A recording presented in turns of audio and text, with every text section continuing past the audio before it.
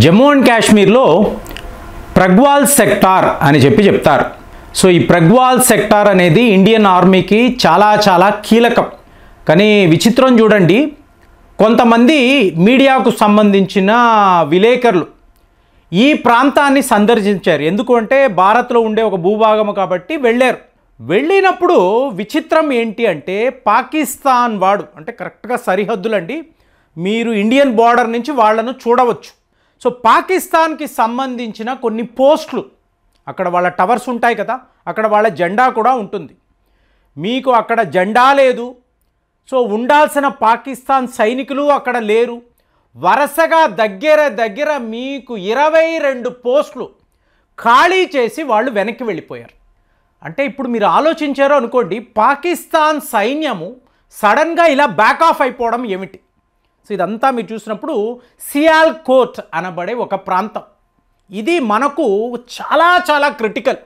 ఇది ఎందుకు చెప్తున్నానంటే మన ఇండియన్ ఆర్మీ చీఫ్ మేము లాహూర్ దాకా వస్తాము అంటే మా ఇండియన్ ఆర్మీ లాహూర్ దాకా రాబోతుంది, నువ్వు ఆపగలవా? ఒక వీడియోలో మాట్లాడాం. ఏంటండి లాహూర్, ఏంటండి సియాల్కోట్? ఏమీ లేదు ఫ్రెండ్స్, ఈ సియాల్కోట్ అనబడే ప్రాంతం ఉంది చూసారా, ఇక్కడ 3 వైపులా కూడా మన భూభాగం అంటే ఇండియన్ ఆర్మీ యొక్క పోస్టులు ఉంటాయి, డివిజన్స్ ఉంటాయి. అంటే మనము 1965 వార్లో ఈ సియాల్కోట్ని టార్గెట్ చేసి లాహూర్ గేట్ దాకా వెళ్ళాం. పాకిస్తాన్ వాడికి సంబంధించిన ఈ సప్లై చైన్ ఉంటుంది చూసారా, వాడి ట్యాంకులు, ఆయుధాలు, ఫ్యూయల్, ఫుడ్ టోటల్గా కట్ చేయగలిగాం. చిత్తుగా వాడు ఓడిపోయాడు.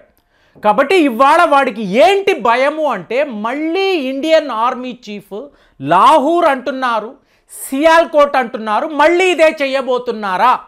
నాకు ఇంకా ఆశ్చర్యం అండి.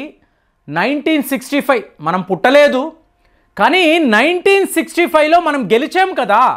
లాల్ బహదూర్ శాస్త్రి గారు కదా మన దేశ ప్రధానమంత్రి.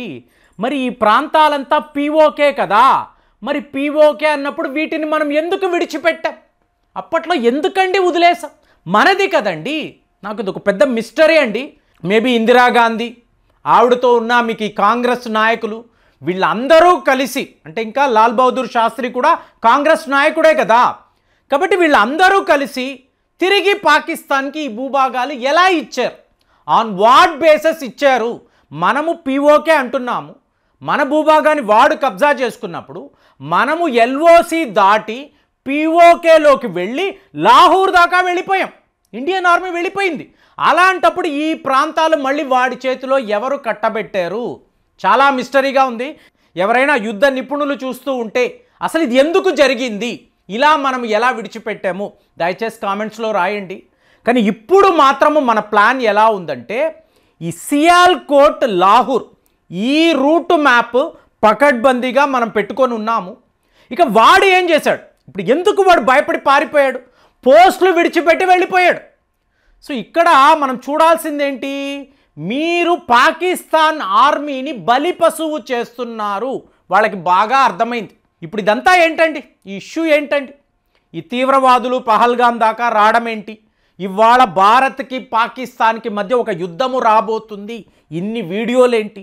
ఇంతంత యుద్ధ నిపుణులు మాట్లాడడం ఏమిటి అంటే ఇది పాకిస్తాన్ వాడు అంటే పాకిస్తాన్ ప్రభుత్వము, పాకిస్తాన్ ఆర్మీ వాళ్ళు వేసిన ఒక ప్లాన్ అండి. మీకు పాకిస్తాన్ ముక్కలుగా మీకు తెగిపోవడము ఖాయం, టోటల్గా బ్రేకప్ అయిపోతుంది దేశం. ఇప్పుడు ఇది జరగకూడదు అంటే ఒకవేళ జరిగింది అనుకోండి, పాకిస్తాన్ ఆర్మీ పొజిషన్ ఏంటి? పాకిస్తాన్ ప్రభుత్వం ఎక్కడ ఉంటుంది? ఈ షాబాజ్ షరీఫ్ ఎక్కడ నిలబడతాడు?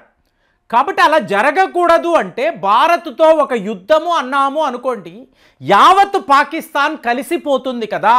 ఇది వాడి ఒట్టి భ్రమ. అలాంటిది జరిగే అవకాశమే లేదు.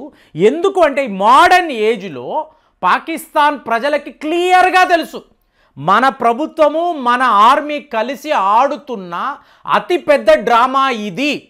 బలూచిస్తాన్ అటు వెళ్ళిపోతుంది, ఖైబర్ పఖ్తూన్ఖ్వా అటువైపు నార్త్ వైపు వెళ్ళిపోతుంది. ఇక మిగిలిన పంజాబ్, సింధ్ వీళ్ళు నీరు కోసం కొట్టుకు చేస్తారు. ఇప్పుడు ఈ పాకిస్తాన్ అనబడే దేశము ఎక్కడ ఉంది? సో ఇది వీళ్ళ ప్రాబ్లం. కాబట్టి యూనిటీ అని చెప్పి కాశ్మీర్ అంటున్నారు, ఇండియన్ ఆర్మీ వాళ్ళు మన మీదకి వస్తున్నారు కాబట్టి మనం అందరం కలిసి వాళ్ళని ఎదిరించాలి, ఇన్ని మాట్లాడుతున్నారు. కానీ చూడండి ఫ్రెండ్స్, పాకిస్తాన్ ప్రధానమంత్రి తన ఏసీ గదిలో కూర్చొని మీకు యుఎన్కి ఫోన్ చేస్తున్నాడు, ఇంటర్నేషనల్ కమ్యూనిటీకి ఫోన్ చేస్తున్నాడు. అలాగే వాళ్ళ డిఫెన్స్ మంత్రి తన ఛాంబర్లో కూర్చొని అడ్డదిడ్డంగా ఏమేమో మాట్లాడుతున్నాడు. కానీ ఫైనల్గా ఎవరండి ఈ సిచ్యువేషన్ని ఫేస్ చేయాలి? పాకిస్తాన్ ఆర్మీయే కదా. సో వాళ్ళ సైనికులే ఎక్కడో ఎవడో తీవ్రవాది ఏదో చేసి వాడు అడవిల్లోకి పారిపోతే మేమా మీకు దొరికేము, మేమా ఈ భారత్తో యుద్ధము చేయడము, ఇదేమైనా మామూలు ఆర్మీయా? వీళ్ళు ఒక్కసారి యుద్ధము అని ప్రకటించిన తరువాత ఎంత భయంకరంగా ఉంటుందో. వరల్డ్ వార్ 1లో మన వైపు నుంచి మనం యుద్ధము చెయ్యలేదు, కానీ British army, British Indian army అని చెప్పి మనము ఓటమాన్ సామ్రాజ్యం లాంటి శక్తివంతమైన సైనికులు గుర్రాల మీద వెళ్ళి వాళ్ళని ఓడించిన వాళ్ళు. సో అలాంటి వాళ్ళు ఇండియన్ ఆర్మీ. సో ఇప్పుడు వీళ్ళు యుద్ధము అని మన మీద ప్రకటిస్తే మనం ఎక్కడికి పారిపోతాం, ఎటు వెళతాం? కాబట్టి ఇప్పుడే పోస్టులంతా విడిచిపెట్టి మా దారిన మేము వెళ్ళిపోతామని చెప్పి వాళ్ళు వెకేట్ చేసి వెళ్ళిపోతున్నారు. ఇక్కడ ఇంతలో మీకు పాకిస్తాన్ ఆర్మీ ఏం చేసి బయట చెప్పలేరు కదా. మీకు ఆ ఫోటోలు చూస్తూ ఉంటే టవర్ ఉంది, ఫ్లాగ్ లేదు, సైనికులు లేరు.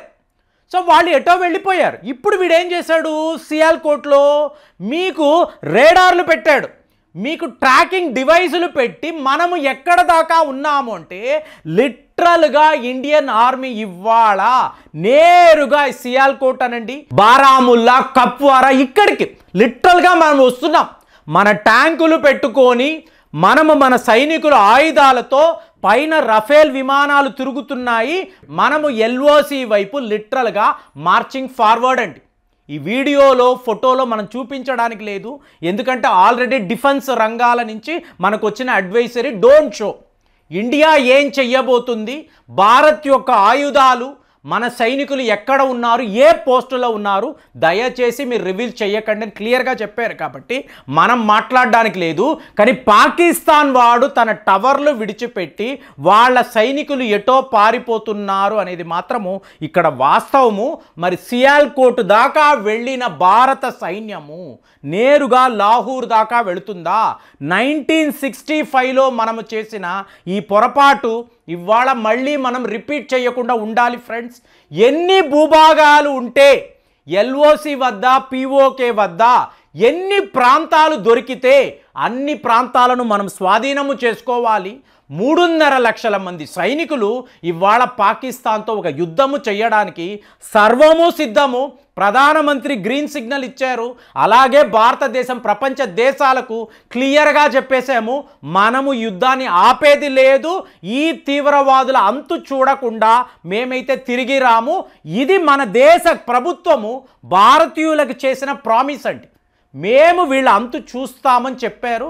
అలాగే ప్రపంచానికి కూడా చెప్పినప్పుడు ఇవాళ పాకిస్తాన్ సైనికులు చేసేది లేక వాళ్ళ పోస్టులను విడిచిపెట్టి వాళ్ళు వెనక్కి పారిపోతే రాత్రి 2:30 వాళ్ళ ఇన్ఫర్మేషన్ మినిస్టర్ మీకు ప్రెస్ కాన్ఫరెన్స్ పెట్టి ఇంటర్నేషనల్ కమ్యూనిటీని అడుగుతున్నాడు, మేము ఇంత పెద్ద యుద్ధము చెయ్యలేము, పీస్ఫుల్ రెజల్యూషన్ కావాలి, ఆ భారతీయులను ఆపండి, మేము ఏదో ఒక రకంగా ఈ సమస్యకు పరిష్కారం వెతుకుతాము.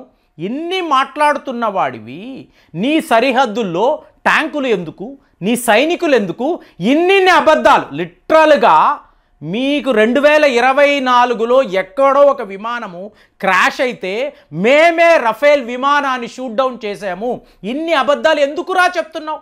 చెప్పి మళ్ళీ పీస్ఫుల్ రెసల్యూషన్ అంటే ఎవడు నమ్ముతాడు? నీ మాటలు, నీ అబద్ధాల పర్వము నా వరకు వీడియో బై వీడియో పెరగడమే కానీ ఎక్కడా తగ్గడం లేదు.